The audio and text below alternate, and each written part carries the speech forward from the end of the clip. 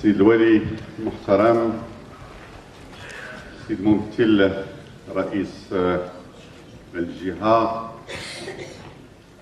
السيد رئيس المجلس الإقليمي، السيد ممثل رئيس المجلس البلدي للداخلة، السيدات والسادة البرلمانيين، السيدة ممثلة رئيس الجهة، السيدات والسادة المنتخبين، المصالح الخارجية، السيد مدير المكتب الوطني للمطارات، السيد المدير المكتب الوطني المغربي للسياحة، السيد مدير الشركة المغربية للهندسة السياحية. نسيت شي واحد ولا شي وحدة؟ كلشي كاين ياك؟ وكالة الجنوب ووسائل الإعلام، هيئة المجتمع المدني. حقيقة أنا هذه الزيارة الخامسة لي لمدينة الداخلة، وهذا هو في الحقيقة أنا مثل الإخوان والأخوات اللي تكلموا من قبل مني، دائما أجد في الداخلة سحرا يعني لا يمكن لأحد أن يتصوره ولا يمكن لنا أن نصفه. هذا السحر هو سحر الطبيعة، سحر الموقع، المناخ والطقس، ولكن ما هو أساسي كذلك هو تواجد الثقافة الحسانية الصحراوية المغربية الأصيلة بامتياز في هذه المنطقة. هذا فضاء معطاء، هذا فضاء يتميز بقيم النبل، بقيم الكرم، بقيم الجاذبية، بقيم التآخي، بقيم التآزر اللي هي القيم الأساسية ديال المجتمع المغربي وديال الشعب المغربي وديال تواجدنا كأمة منذ القدم ومنذ القرون.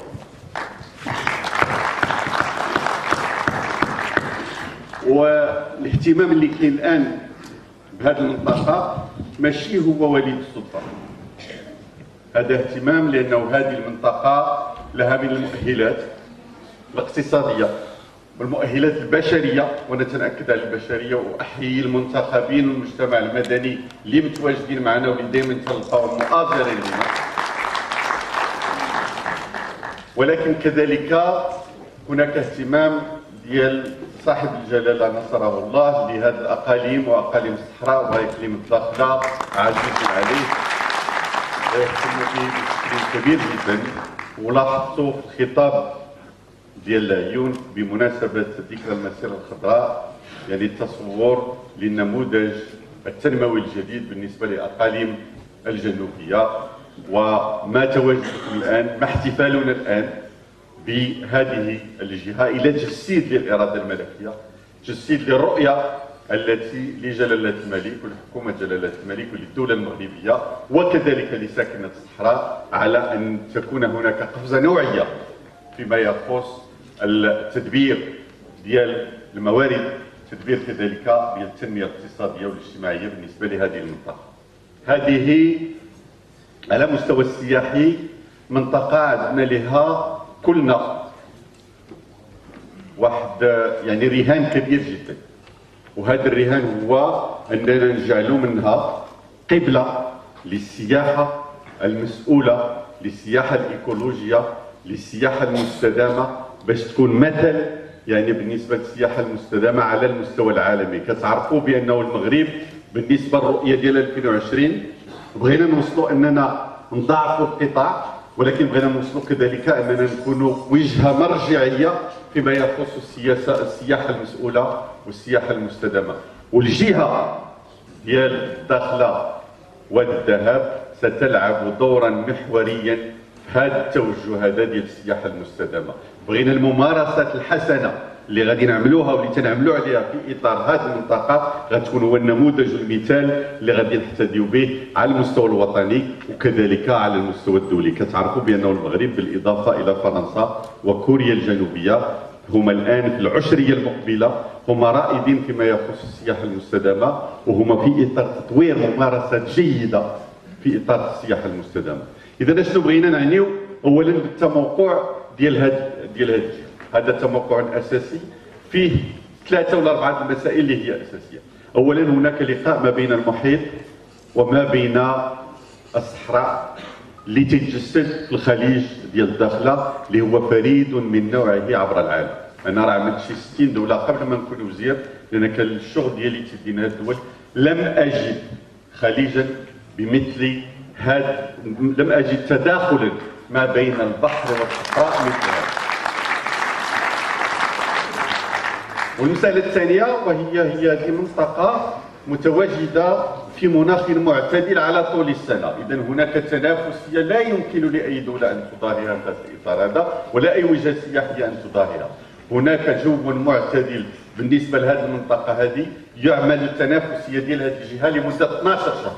يمكن الواحد انه يجي لهذه المنطقه وتلقى فيها من الخيرات وتلقى فيها من المؤهلات ما هو اساسي جدا. ولكن المساله الثالثه كذلك، وهو انه هذه الجهه هي جهه فخوره بثقافتها، هي جهه فخوره بانتمائها، هي جهه فخوره بعاداتها، هي جهه فخوره بتقاليدها. راك كتشوف الانسان الصحراوي لابس الدراعيه ديالو فخور، وبعد خطرات انا باش كنلبس ديك الدراعيات انا كنولي فخور معاهم.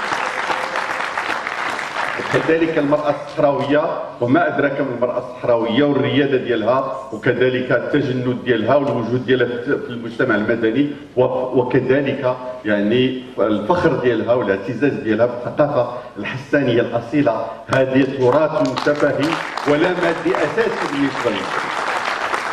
هذا هو التموقع ديال الداخله. لهذا في الرؤيه ديال 2020 بغينا نطوروا كلنا هذا منتوج اللي تيتناسب مع هذا التصور، منتوج اللي تيتناسب مع هذه الرؤيه، منتوج اللي تيتناسب مع الرؤيه ديال صاحب الجلاله والرؤيه ديال السكان ديال هذه المنطقه العزيزه. اشنو هو التوجه؟ التوجه اولا خصنا لابد اننا ننميو البنيه التحتيه بالنسبه للمنطقه. عندنا دابا تقريبا واحد 800 سرير، ولكن غير كافيه الا بغينا انه تكون وجهه باش يجيبوا الطيران ويجيو مروج الرحلات ويجيو الفاعلين السياحيين. 800 سرير غير كافيه. اذا لابد ان نوصلوا ل 2000 سرير. كاين اللي يقول لك 2000 سرير راه ما كافياش، ولكن بالنسبه للتوجه ديال السياحه المستدامه اللي بغينا نعملوه كافيه 2000 سرير باش تجيب لنا 100,000 سائح. هذا هو التوجه ديالنا، والا اشتغلنا بطريقه ذاتيه يمكن لنا اننا نوصلوا ليه. هذيك 1200 سرير اللي غادي نزيدوا، كيفاش غادي نزيدوا؟ خصنا اولا غادي نزيدوها في اطار محافظه على البنيه الايكولوجيه ديال الخليج ديال الداخله يبقى كما كان، ولكن نديروا بنيات اللي هي يعني صغيره، بنيات من الخشب، ما تكونش اسمنتيه. راه الا عملنا شي امور اسمنتيه غادي يمكن لنا اننا ندمروا هذه البنيه هذه، وكذلك انها تتجاوب مع الهشاشه اللي كاينه في البنيه الايكولوجيه ديال الخليج ديال الداخله. هذا توجه لا محيد عنه، هذا توجه هو الاستدامه، لان هذا الخليج هذا ديال الداخله ماشي ديالنا، راه ديال ولادنا، ديال ولادنا. اذا امانه في عنقنا، خصنا لابد اننا نخليوها نستافدوا منها، ولكن نستافدوا منها بطريقه انه الاجيال المقبله كلها تستافد منها. هذه المساله الاولى. المساله الثانيه وهو انه الداخله كاين التحدي ديال الطيران اللي هو اساسي، الولوجيه. كيفاش نولجوا لهذا؟ الا بغيتي تجي من باريس ولا من لندن لهنايا خصك 5 سوايع، تيتسمى لو لونغ كوري، ماشي موين كوري، ماشي 2 سوايع، ماشي 3 سوايع. اذا كاين تحدي كبير جدا، ولكن خصنا اولا نعملوا على هذه المساله باش يمكن لنا يكون طيران، يكون يعني وراه العمل اللي تقام الى حد الان في اطار الخطوط الداخليه مهم جدا. الخط الان اللي كاين ما بين الدار البيضاء والداخله راه يمتلئ، راه في اوقات اللي هي مناسبه. الان بغينا اننا نشتغلوا مع السي زويتن باش يمكن لنا يكون خط رابط ما بين باريس وما بين الداخله، او بين لندن والداخله، ولا بين احدى العواصم المهمه اللي تهتم بهذه المنطقه والداخله. هذا اساسي. ولكن المساله الاخرى راه لاحظتوا في الرؤيه ديال صاحب الجلاله كيقول بانه بغينا ان الداخله او منطقه الصحراء تكون هي الهب، تكون هي واحد المركز ديال الطيران على مستوى افريقيا. راه حنا قراب لموريتانيا، قراب لجزر الكناري، قراب للكاب فير، وقراب للسنغال. اذا يمكن لنا 2 سوايع 3 سوايع يمكن لنا نمروا في هذا المدار هذا. في هذا الاطار هذا يجب التطوير اولا المطار يجب ان يتطور ويولي بمواصفات دوليه ويكون عنده الامكانيات الهائله. والسي زهير العوفي اللي هو معنا هنا راه كيفكر كيفيه انه المطار يمكن تطويره في اطار الرؤيه ديال صاحب الجلاله وفي اطار النموذج الاقتصادي الجديد اللي هو كان في الخطاب ديال المسيره يوم 6 نوفمبر من مدينه العيون. هذه المساله. المساله الثانيه يجب التفكير كذلك انه مع الخطوط الملكيه المغربيه مع شركات اخرى انها تكون قاعده هنا واللي تنطلق منا رحلات نحو افريقيا، رحلات نحو جزر الكناري، رحلات نحو موريتانيا، رحلات نحو السنغال، كابفير الى غير ذلك. هذه اساسيه بالنسبه لنا وخصنا نشتغلوا عليها. المساله الاخرى وهو اننا خصنا لابد نعززوا التواجد ديالنا كفاعلين سياحيين. الاخوان راه تيشتغلوا، راه عندهم مجلس ديال السياحه. وبهذه المناسبه احيي المجلس الجهوي للسياحه والرئيس ديال المجلس الجهوي للسياحه هو اللي متواجد معنا. الاخوان راه مشتغلين وراه كاينين معنا الان اصحاب المطاعم، معنا اصحاب وكاله الاصفار، معنا اصحاب الفنادق، ولكن خصنا لابد نقويو العود ديال ونقويو كذلك نعطيهم صلابه الفاعلين في هذا الاطار هذا، سواء بالنسبه للتوزيع، سواء بالنسبه للارشاد، سواء بالنسبه للمطعمه، سواء بالنسبه للفندقه، سواء بالنسبه لكثير من الامور اللي هي انها خصها تكون هي وخصوصا المقاولات الصغيره، المقاولات الشابه، المقاولات اللي او المبادرات اللي كتجي من التعاونيات ديال النساء، من التعاونيات اللي هي كتعطي المنتوج الصحراوي. لابد اننا يكون عندنا واحد النسيج مقاولاتي كدور في الفلك ديال السياحه وخصنا ندعموه بشكل كبير جدا. والمساله الاخرى وهي انه الترويج والتسويق لهذه الوجهه هذه.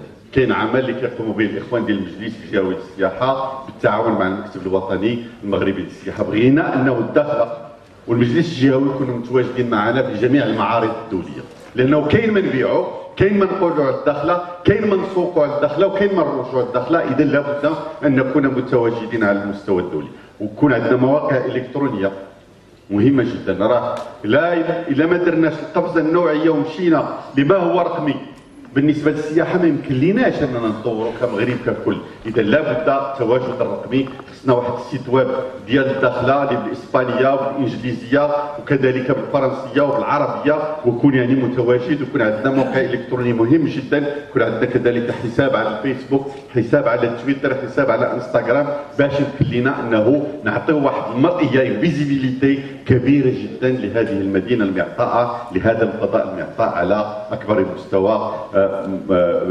ممكن. اذا اليوم نحن متواجدين من اجل انه نحتفل بان هذه الجهه نالت يعني رضا المرتفقين في الانترنت، وهما انهم انتخبوها بان اول جهه. انا تنظن بان هذا يعني ماشي تشريف او بالنسبه لهذه المنطقه، ولكن هذه منطقه اللي تستاهل انه لي زانترنوت يشتغلوا عليها. ولكن الا اشتغلنا اكثر وروجنا اكثر يمكن لنا في كل السنوات المقبله انه الداخله هي اللي تجي الاولى في هذه المسابقات من هذا النوع. لهذا انا تنحيي توريزم بوست وكنحيي احلام جبار على العمل اللي كتقوم به من اجل السياحه المغربيه، من اجل التعريف بها، من اجل كذلك المواكبه ديال العمل اللي تنقوم به في اطار السياحه. ولكن كنحيي كذلك جميع من صوت لصالح هذه الجهه، جميع من صوت من اجل السياحه المسؤوله، جميع من صوت من اجل الثقافه الحسانيه المغربيه الاصيله، جميع من صوت من اجل هذا الفضاء، هذا الفضاء اللي بالنسبه لنا نموذج، هذا الفضاء الذي هو عزيز علينا. اذا لا يمكن لي الا ان اقول شكرا لكل من يعني ساهم في أن نحتفل اليوم في جو من الاحتفالية، وما أكثر الاحتفالات التي نطمح أن تكون في الصحراء. البارحة راه احتفلنا في هذه القاعة بالبداية ديال المهرجان ديال السينما، اليوم حنا كنحتفلوا بأنه هذه الجهة هي من الجهات اللي كنحبدوها يعني رواد الانترنت. إذا شكرا لكم. السي فوزي راه قرب لعندي، إذا أنا غادي نختم. فاش غادي ندوز من هنا راه غادي تسناني نمشي بحالي.